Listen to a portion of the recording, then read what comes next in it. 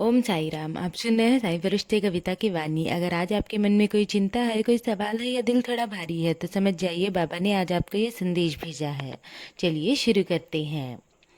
मैं तुम्हें डराने नहीं, तुम्हें गिरने से पहले संभालने आया हूँ मेरे बच्चे। तुम्हारी हर चाल, हर सोच, हर कदम मेरी नज़र में है। तुम बाहर से ही भले मुस्कुरा रहे हो, लेकिन अंदर अंदर जो उलझन और बेचैनी है ना, उसे मैं साफ देख रहा हूँ।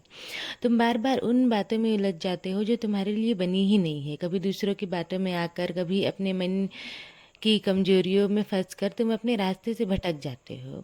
ये छोटी छोटी गलतियां ना आज तुम्हें साधारण लग रही है, लेकिन आगे चलकर बहुत बड़ी परेशानी का कारण बन सकती है।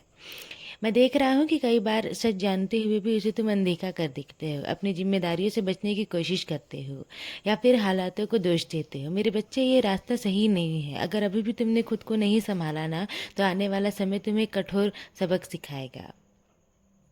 तुम्हारा मन आजकल बहुत जल्दी डगमगा जाता है, कभी किसी के शब्दों में, कभी अपनी सोच में तुम खुद को कमज़ोर समझने लगे हो, जबकि मैंने तुम्हें बहुत मजबूत बनाया है। तुम्हारे अंदर की जो शक्ति है ना, वो तुम्हें हर मुश्किल से पार कर सकती है, लेकिन तुम ना उसे पहचान नहीं पा रहे हो। मैं तुम्हें बार बार संकेत दे रहा हूँ, कभी किसी घटना के रूप में, कभी किसी इंसान के शब्दों में, और कभी तुम्हारे अपने दिल की आवाज़ में, लेकिन तुम उन संकेतों को अनदेखा कर रहे हो। ऐसा मत करो मेरे बच्चे। तुम्हारा हर संकेत